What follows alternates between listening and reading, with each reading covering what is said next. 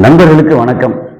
இன்றைக்கி நம்ம அரசியலில் சில என்ன சொல்ல சில முக்கியமான செய்திகள்லாம் வருதா, அதை பார்க்கும்போது சரி ஏதாவது நம்ம நண்பர்களுக்கு பகிரலாம்ன்ற ஒரு ஆர்வம் தான். எப்படி வெளியில் அங்கங்கே உங்களுக்கெல்லாம் பார்த்துருப்பீங்க. அது என்ன ஏதுங்கிறது நம்முடைய கருத்தையும் சொல்கிறதுக்கான ஆர்வம் தான். இப்போ என்னென்னா, இன்றைக்கி அந்த உத்தவ் தாக்கரே கட்சியில் இருக்கக்கூடிய அவங்களுடைய பத்திரிகை. ஸோ அதில் என்ன மாதிரி வந்திருக்கு, என்ன போட்டிருக்காங்க அப்படிங்கிற அந்த ஒரு முக்கியமான விஷயம். அது போக ராகுல் காந்தி என்ன ஆச்சு அப்படிங்கிற மாதிரி என்ன சொல்கிறது, அவர் ஏற்கனவே இவரை பற்றின இதெல்லாம் போட்டிருக்கோம், நிறைய டீட்டெயில் பண்ணியிருக்கோம். என்ன நடந்தாலும் அது பரபரப்பாக ஒரு நல்ல விதமாக எடுக்கலையே அப்படின்ற அப்போ என்ன ஆச்சு ராகுல் காந்திக்கு அப்படிங்கிறது. அதுபோக இந்த மாதிரி ஒரு அறிவிப்பு இடத்துல ஒருத்தர் ரெஃபர் ஒருத்தர் பண்ணுறாரு அப்படின்னா உடனே என்ன பண்ணுறாங்க, ஆர்எஸ்எஸ் பிஜேபி அடுத்து என்ன அப்படின்னு ஒரு மாதிரி பரபரப்பாகிறாங்க. ஸோ இதை பற்றின கம்ப்ளீட் டீட்டெயில் எல்லாம் பேச போகிறோம். நான் கசாலி டிகோட்ஸ். இது சினிமா, உள்ளூர் அரசியல், உலக செய்திகள், சமுதாய கருத்துக்கள் அனைத்தையும் விருப்பு இல்லாமல், சார்பு இல்லாமல் தரவுகளோடு கொடுக்கக்கூடிய ஒரு சேனல்.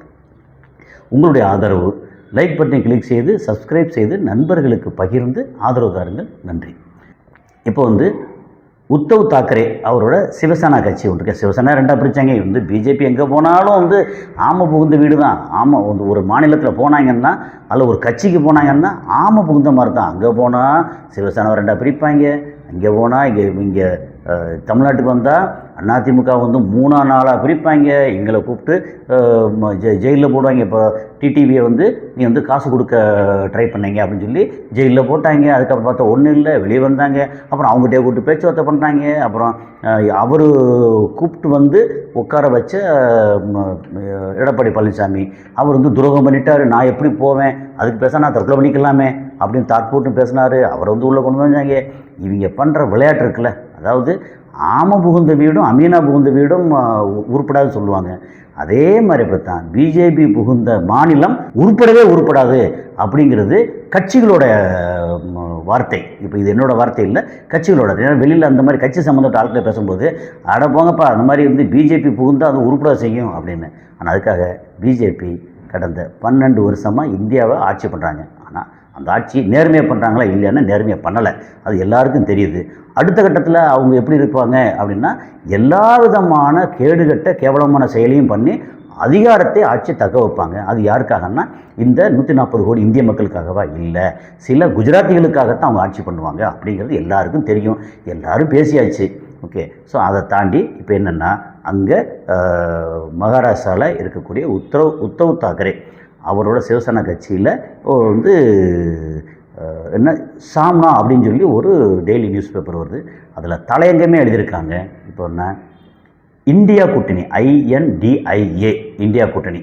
அந்த கூட்டணிங்கிறது என்ன, போன எலெக்ஷனில் ஃபுல்லாக அப்படி ஃபார்ம் பண்ணி எல்லோரும் ஒன்றா கைகோர்த்து அதில் முதல்ல அது ஃபார்ம் பண்ணுறதுக்கு முக்கியமான இருந்த ஒருத்தர் நிதிஷ்குமார்.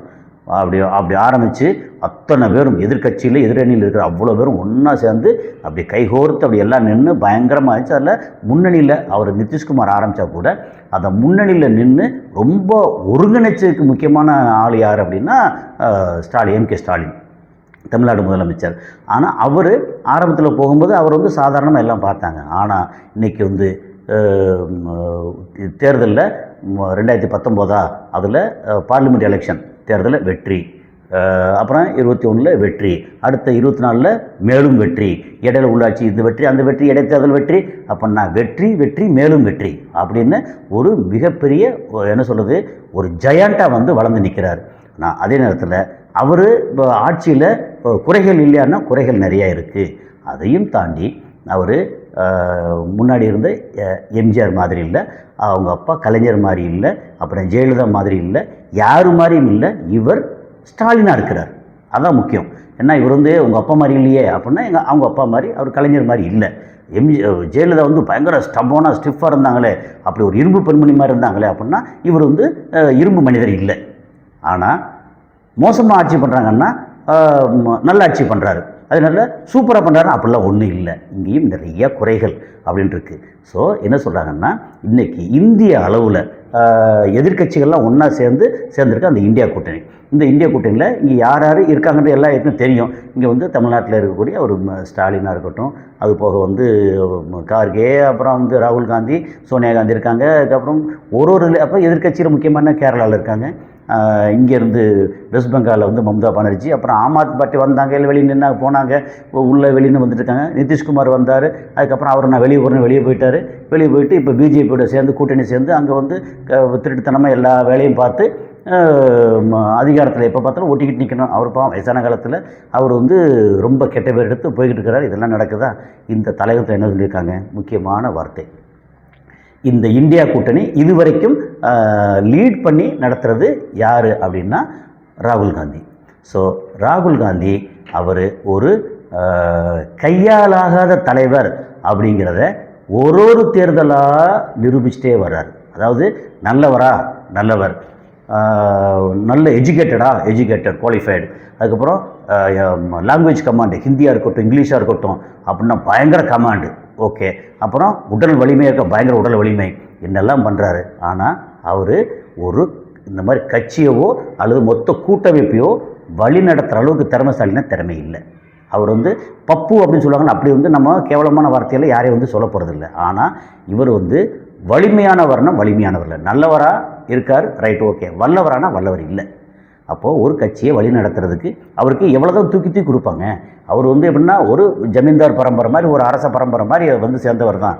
ஆனால் அதே நேரத்தில் அவர் எல்லாத்தையும் போகிறாரு, தெருவில் போய் உட்கார்றாரு, கீழே போகிற டீ கடையில் உட்கார்றாரு, எளிமையாக இருக்கார், ரோட்டில் வந்து 3000 கிலோமீட்டராக நடக்கிறாரு, லட்சக்கணக்கான மக்கள் கூட போகிறாங்க, எல்லாம் ஓகே தான். அதை தாண்டி நிர்வாகம்னு வருது இல்லையா, அந்த நிர்வாகம்னு வந்துருச்சுன்னா அவர் ஜீரோன்னு சொல்ல முடியாது, ஆனால் ஃபெயில் மார்க் அப்படின்னு சொல்லலாம். அதனால் இந்த இந்தியா கூட்டணி அப்படியே கலகலத்து ஒரு மாதிரி போகுதா? என்ன காரணம்? இப்போ தமிழ்நாடு தேர்தலில் என்னெல்லாம் நடந்துட்டுருக்காங்க, வந்து பிரவீன் சக்கரவர்த்தின்ற ஒரு ஆள், அதுக்கப்புறம் தன்னோட ஐடி கார்டை கொண்டு போய் ஒரு பெரிய ஃபோட்டோ ஒட்டி ஐடி கார்டை கொண்டு போயிட்டு இப்போ நான் தான் மாணிக்கம் தாக்கூர் அப்படின்னு ஒருத்தர் சொன்னால் கூட, ஓ நீங்கள் தானே, நீங்கள் யார் அப்படின்னு வெளியில் எல்லாம் கேட்குற அளவுக்கு, நான் தான் வந்து விருதுநகர் தொகுதியோட எம்பி, ஓ 6 சட்டமன்ற தொகுதியை சேர்த்து விருதுநகர் தொகுதியோட எம்பி நீங்கள் தான், அப்படியா, சரி ஜெயிச்சிங்களா, யார் எடுத்தா ஜெயிச்சிங்க? விஜயகாந்த் மகனை எடுத்து ஒரு சில 1000 ஓட்டுகளில் தான் வந்து ஜெயிக்க முடிஞ்சிச்சு. சரி நீங்கள் ஜெயிச்சது வந்து உங்களுடைய பயங்கர செல்வாக்கு? அப்படிலாம் ஒன்றும் கிடையாது. அது வந்து கேகேஎஸ்ஆர் ராமச்சந்திரனும் தங்கம் தென்னரசும், அப்புறம் இங்கே ஸ்டாலினோட அந்த கட்சி அவங்க வச்சுருக்க அந்த திட்டங்கள், இமேஜ், இதெல்லாம் சேர்த்து அவங்க உழைப்புனா சாதாரண உழைப்பு இல்லை, அவர் சேர்ந்து உழைச்சி தூக்கி உட்கார வச்சதுக்கு அப்புறம் வந்து குறுக்குச்சால் ஓட்டுறாங்க அப்படின்றது இல்லையா? இதை வந்து தடுக்க திராணி இல்லாத, ஐடியா இல்லாத, அதாவது முடிவெடுக்கிறது ரொம்ப முக்கியம். என்ன பண்ணுறது? இந்த மாதிரி ஒரு நாய் விரட்டிட்டு வருதுன்னா அப்போ முதல்ல ஓடி தப்பிச்சுட்டு அதுக்கப்புறம் அந்த நாயை வந்து எப்படி வேட்டையாடுறது? இப்போது அந்த விரட்டி வர வெறி நாய் மாதிரி யார் இருக்கா? பிஜேபி இருக்காங்க. எங்கேப்பா ஒவ்வொரு மாநிலத்தையும் வந்து எல்லாத்தையும் பிரித்து காங்கிரஸ் இல்லாத இந்தியாவை உருவாக்கணும்னு சொல்லி பேசினாங்க. அப்போ எப்படா இருக்க முடியும்? இந்திய அளவில் காங்கிரஸ் தானே எல்லாத்துக்கும் காமனான ஒரு கட்சியாக இருக்குது அப்படின்னு சொல்லி பேசிகிட்டு இருக்கும்போது, இல்லை சொல்லி ஒவ்வொரு மாநிலமாக முடிச்சுட்டு வராங்க. அங்கே டெல்லியில் முடித்தாங்க, ஹரியானாவில் முடித்தாங்க, பஞ்சாபில் முடித்தாங்க, குஜராத்தில் சொல்ல வேண்டியதில்லை. இங்கே 2011 இங்கே வந்து மம்தா பானர்ஜி வந்து ஆரம்பித்ததுலேருந்து அங்கேயும் வந்து காங்கிரஸ் சொல்லி முடிஞ்சு, மத்திய பிரதேசில் முடிஞ்சு, பீகாரில் முடிஞ்சு, ஒரிசாவில் முடிஞ்சு, இங்கே வந்து சில இடங்களில் வேறு வழி இல்லாமல் அவங்களுக்குள்ள போட்டி போட்டு, நாங்கள் லோக்கல் தலைவர் இருக்காங்க இல்லையா, நீங்கள் வந்து கர்நாடகாவில் பார்த்தீங்கன்னா அவர் சிவகுமாராக இருக்கட்டும், இப்போ முதலமைச்சராக இருக்கட்டும், எல்லாமே அவங்க போட்டி போட்டு அவங்க கொண்டு வந்து சேர்த்தவர். சரி, ஆனால் இதுக்கு ராகுல் காந்தி என்ன பண்ணார்? ஒன்றுமே பண்ணலை.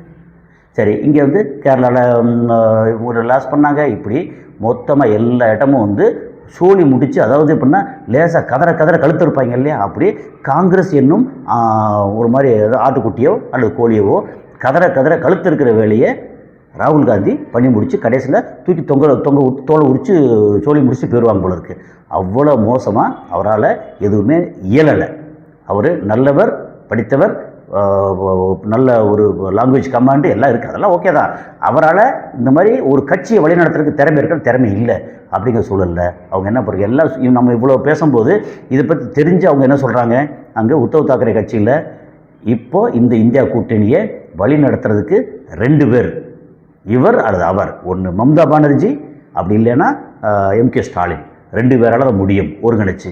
அதுக்காக வந்து மொத்தம் இப்போ உதாரணத்துக்கு இப்போ எம்கே ஸ்டாலின் தலைவர், அதுக்கு அந்த இந்தியா கூட்டணிக்கு தலைவராகிறார் அப்படின்னா இப்போ திமுக வந்து இந்திய அளவில் போட்டி விடணுமா? அப்படி அவசியமே இல்லை. என்ன காரணம்னா, ரொம்ப முக்கியமான விஷயம், மாநிலங்கள் அவங்கவுங்களுக்கு சுயாட்சி, இதெல்லாம் சேர்ந்து மத்தியில் கூட்டாட்சி. அதில் யார் ஒருத்தர் பிரதமராக வரலாம், இன்னொருத்தர் துணை பிரதமராக வரலாம், இன்னொருத்தர் உள்துறை அமைச்சராக வரலாம், இன்னொருத்தர் டிஃபென்ஸ் மினிஸ்டராக வரலாம். அப்போ எல்லா மாநிலங்களும் சேர்ந்து அவங்கவுங்க பங்குனி எவ்வளோ இருக்கோ அந்த பங்குக்கு ஏற்ற மாதிரி அவங்க வந்து மினிஸ்ட்ரி போட முடியும். ஸோ இதுதான் உண்மையான கூட்டாட்சி தத்துவம். அப்போ என்ன சொல்கிறாங்க, இது வந்து ஒன்று மம்தா பானர்ஜி. ஸோ 2 பேரையும் வந்து ஜஸ்ட்டு வந்து பிரித்து பார்த்துடலாம். மம்தா பானர்ஜி ஒரு சிங்கப்பெண்மண், பெண் சிங்கம் அப்படி சொல்லலாம். இப்போ சமீபத்தில் அந்த எஸ்ஐஆருக்காக வந்து அவங்க எலெக்ஷன் கமிஷன் ஆட்கள் வந்தாங்கல்ல, ஓட விரட்டினாங்க. என் மாநிலத்தில் என்ன மீறி வர முடியுமா அப்படின்னு. அதே மாதிரி சிபிஐ வர்றாங்களா, நான் ஒன்று அரெஸ்ட் பண்ணுவேன். ஏன் மாநிலத்தில் ஏன் போலீஸை மீறி நீ எப்படி உள்ளே வரப்போச்சு அப்படின்னு. ஸோ பெண் சிங்கம்னா கர்ஜனை, அப்படி ஒரு பெண் சிங்கம். சரி, இதெல்லாம் முடிஞ்சு என்ன பண்ணாலும் வந்து சுப்ரீம் கோர்ட்டில் ஒரு மாதிரி வழக்கை தூத்து மாற்றிடுறாங்களா அப்படின்னா, நான் வந்து போய் அங்கே கோர்ட்டில் வாதாடுறேன் அப்படின்னு அங்கே போய் இறங்கி அந்த கருப்பு கோட்டை போட்டு ஒரு இந்தியாவில் இருக்கிற ஒரு மாநிலத்தோட முதலமைச்சர் அப்படி பண்ணாங்க. ஸோ அவங்க வந்து ஸ்ட்ராங்கானால, உண்மையில் ஸ்ட்ராங்கான லேடி, கரெக்டு.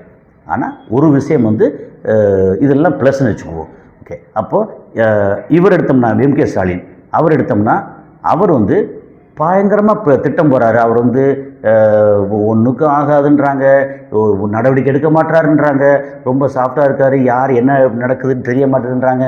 ஈவன் வந்து நம்ம பிடிஆர் பழனிவேல் தியாகராஜன் அவரை வந்து இந்த மாதிரி நம்ம மினிஸ்ட்ரி லெவல்லேருந்து மாற்றும் போது, ஓகே, உடனே பயங்கரமான இதெல்லாம் வந்துச்சு, அதெல்லாம் மாற்றினாங்க. அதுக்கப்புறம் அவர் இப்போ இவர் உதயநிதி ஸ்டாலினை துணை முதல்வராக கொண்டு வந்தாங்க அப்படின்னு இதெல்லாம் வந்துச்சு. என்ன பண்ணாலும் அவர் வாட்டுக்கு அசையாமல் தனக்கு என்ன இது தேர்தோ அதெல்லாம் கரெக்டாக செஞ்சுட்டே இருக்கிறாரு. எவ்வளோ வசவு வந்தாலும் சரி, பாராட்டு வந்தாலும் சரி, 2யுமே அப்படியே ஏற்றுக்கிறாரு. அதுக்கப்புறம் கடைசியில் வந்து அவர் எடுத்து பண்ணக்கூடிய ஒரு ஸ்டெப் பை ஸ்டெப்பாக பார்க்கும்போது வெற்றி வெற்றி மேலும் வெற்றி அப்படி வரும்போது என்ன பண்ணுறாங்க அப்படின்ட்டுருக்கு. அது போக எதிராக வந்து சீமான் வந்து பயங்கரமாக பேசுகிறாரா, அப்புறம் சீமானோட ஏதாவது ஒரு பிரச்சனைனா அது அவங்க அப்பா ஏதாவது விஷயம்னா அங்கே போய் பேசுகிறாரு. அப்புறம் விஜய் மாநாட்டில் 41 பேர் இப்போ பலியாயிட்டாங்களா, உடனே போய் பார்க்குறாரு. அதுக்கப்புறம் எந்த தலைவரும் தன் தொண்டர்கள் மரணம் அடைவதை விரும்புவதில்லை அப்படின்னு எல்லாருக்கும் ஆதரவாக பேசுகிறாரு. இவர் வந்து நல்லவரா கெட்டவரா வல்லவரா? ஆனால் வல்லவர்னு மட்டும் தெரியுது. இது வந்து எப்படின்னா, நாம் பேசுகிறது எனக்கும் பர்சனலாக திமுக எனக்கு வந்து பிடிக்கலன்னு எனக்கு அவசியமே இல்லை. எனக்கு இந்த திமுகவில் இருக்கக்கூடிய இந்த காவல்துறை அதிகாரிகள், அது ரொம்ப முக்கியமாக வடபழனி போலீஸ் ஸ்டேஷன், எனக்கு அவ்வளோ டார்ச்சர் பண்ணியிருக்காங்க, அவ்வளோ தப்பாக நடந்திருக்காங்க. ஸோ அதனால் எனக்கு திமுகவோட அதிகாரிகள் காவல்துறை மேலே எனக்கு பயங்கரமான அதிருப்தி உண்டு. அதையும் மீறி ஒரு தமிழ்நாட்டில் இருக்கக்கூடிய ஒரு மாநில குடிமகனாக எனக்கு வந்து திமுக என்ன நடக்குதுங்கிற விமர்சனம் பண்ணுறேன், அப்புறம் ப்ளஸ் மைனஸ் சொல்கிறேன் அப்படிங்கிறது தான். இப்போது இவர் சாஃப்டாக இருக்கார், ஆனால் பயங்கரமான தந்திரம் பண்ணுறாரு, வெற்றியை கொண்டு வந்து சேர்க்குறாரு. இவங்க மம்தா பானர்ஜி வெற்றி மேலும் வெற்றி இப்படி இருக்காங்க.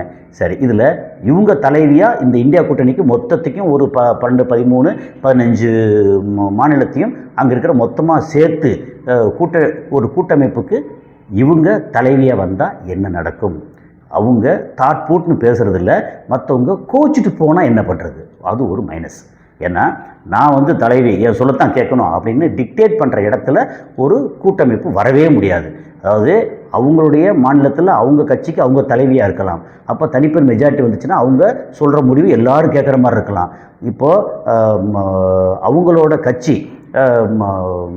வெஸ்ட் பெங்காலை விட்டுட்டு பக்கத்து மாநிலத்தில் கூட வந்து வெற்றி அடைய முடியாது. ஸோ அவங்க மாநிலத்தில் ஸ்ட்ராங்காக இருக்காங்க அப்படிங்கிறத தாண்டி நீங்கள் வந்து பீகார்லேயோ ஒரிசாலேயோ அல்லது இங்கே வந்து கர்நாடகாவில் தமிழ்நாட்டிலே வந்து தாட்பூட்னு பேசவே முடியாது. நானும் நீயும் சமம். அப்போது இது ஒரு காமன் ப்ரோக்ராம் இருக்குது. அந்த காமன் ப்ரோக்ராமில் அனுசரித்து போகக்கூடிய அந்த தன்மை இருக்கா அப்படின்னா அவங்களுக்கு அந்த தன்மை குறைவு அப்படிங்கிறது. பயங்கர பவர்ஃபுல் அதெல்லாம் ஓகே தான். அந்த பவர்ஃபுல் வந்து இந்திய அளவில் அவங்க இல்லை. அப்படிங்கும்போது இப்போ நீங்கள் வந்து மோடியவும் மம்தா பானர்ஜியும் கம்பேர் பண்ணிங்கன்னா, மோடி வந்து இந்திய அளவில் பவர்ஃபுல், மம்தா பானர்ஜி வந்து வெஸ்ட் பெங்காலில் பவர்ஃபுல். அப்போது அதை வந்து கம்பேர் பண்ண முடியாது. ஆனால் இந்த கூட்டமைப்புக்கு இவங்க தலைவியாக இருந்தால் அனுசரித்து போகக்கூடிய தன்மை அவங்ககிட்ட இல்லை. அதே இடத்துல ஸ்டாலின் எப்படின்னா அவர் எல்லா இடமும் அனுசரித்து போவார். அப்போ அது வந்து ஸ்டாலினுக்கு ப்ளஸ் பாயிண்ட்டு. ஆனால் பயங்கர பரபரப்பாக நடவடிக்கை எடுப்பார், ரொம்ப ஸ்ட்ராங்காக இருப்பார், ஸ்ட்ராங்காக இருக்க மாட்டார். அப்போ அதில் மைனஸும் இருக்குது. அந்த மைனஸே வந்து சில நேரம் இந்த கூட்டமைப்புக்கு ப்ளஸ்ஸாக இருக்கும் அப்படிங்கிறது. சரி, இப்போ இந்த மாதிரி போடுறதுனால என்ன நடக்கும்?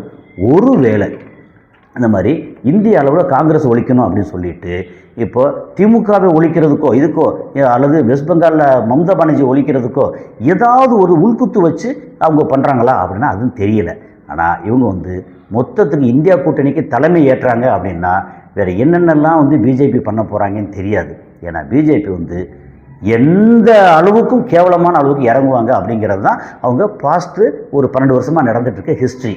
ஸோ இந்த அதனால் இவங்க திமுக சப்போஸ் தலைமையேற்றால் தாங்குமா அப்படின்னு தெரியாது. ஆனால் ஒருவேளை ராகுல் காந்தி நீங்கள் வந்து காங்கிரஸ் கட்சியோட லீடராக இருங்க, ஆனால் இந்தியா கூட்டணிக்கு ஸ்டாலின் தான் தலைவர் அப்படின்னு சொல்லியாச்சுன்னா நமக்கு ஒரு பக்கம் பெருமையாக இருக்கும். ஆனால் ஸ்டாலின் வந்து எப்படி சமாளிப்பார்? ஆனால் சமாளிக்கிறதுக்கு வாய்ப்பு இருக்குது. தமிழ்நாட்டில் வந்து உண்மையிலேயே 21வது வருஷம் இந்த மாதிரி கொரோனா பீரியடில் அவ்வளோ கையில் காசு இல்லை, கவர்மெண்ட்டில் காசு இல்லை, ஒன்றும் இல்லைன்னு சொல்லிட்டு இருந்தாங்க. அந்த நேரத்துலேயும் அழகாக ஹேண்டில் பண்ணி அப்படி கொண்டு வந்து கடன் வாங்குறாங்க. ரைட்டு, கடன் வாங்கி எல்லாருக்கும் மாதம் மாதம் காசுன்னு கொடுத்து சில நல்ல திட்டங்கள், இதெல்லாம் வந்து ஆச்சரியப்படத்தக்க அளவுக்கு நல்ல திட்டங்கள். அதனால் ஒருவேளை இந்தியா கூட்டணிக்கு அவங்க சொன்ன மாதிரி இந்த கட்சிக்குள்ளே இந்த இந்தியா கூட்டணிக்குள்ளே குழப்பத்தை விளைவிக்கிறதுக்காக அந்த உத்தவ் தாக்கரே அணிலேருந்து சொன்னாங்களா அப்படின்னா அதுவும் தெரியாது. ஆனால் அப்படி சொல்கிறதுக்கு வாய்ப்பு இல்லை. ஒருவேளை ஸ்டாலின் அந்த இந்தியா கூட்டணிக்கு தலைவராக வந்தால் எதிர்காலம் ஒருவேளை வேறு மாதிரி இருக்க வாய்ப்பு இருக்குது. தமிழ்நாடு எப்படி வளருதோ அது மாதிரி எல்லா மாநிலத்தையும் வளர்ச்சிக்கு எல்லோரும் பங்கீடு வந்து கரெக்டாக இருக்கிற அளவுக்கு வரும் அப்படின்னு தோணுது. ஒருவேளை அந்த மாதிரி பிஜேபி தோல்வி முகத்தில் வந்துருச்சுன்னா ஊர் பூரா கலவரம் பண்ணுவாங்க.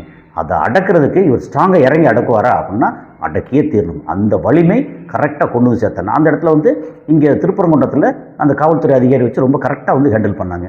அதனால் இவர் மேலே கொஞ்சம் நம்பிக்கை இருக்குது. ஸோ இந்தியா கூட்டணிக்கு தலைவராக வர்றதுக்கு இந்த 2 பேரும் சொல்லியிருக்காங்களா, 2 பேரில் யாருக்கு தகுதினா 2 பேருக்கும் நல்ல தகுதி இருக்குது. இதில் இவங்க அனுசரித்து போக மாட்டாங்க, இவர் அனுசரித்து போவார் அப்படின்ற ஒரு சின்ன ப்ளஸ் பாயிண்ட்டில் இவர் இருக்கார். ஸோ என்ன நடக்குதுன்னு பார்ப்போம். இந்த இந்திய அரசியல், தமிழ்நாடு அரசியல், அடுத்து தமிழ்நாட்டில் தொடர்ந்து இப்போ 23ஆம் தேதி எஸ்ஏஆர் லிஸ்ட்டு வெளியே வந்ததுக்கப்புறம், ஓட்டர் லிஸ்ட்டு வெளியே வந்ததுக்கப்புறம் அடுத்தடுத்த கட்டத்தில் கூட்டணி பேச்சுவார்த்தை எல்லாம் முடிஞ்சு நடக்க போகுதுன்னா அடுத்தடுத்து நம்ம அடுத்த காணொலியில் சந்திப்போம். நன்றி.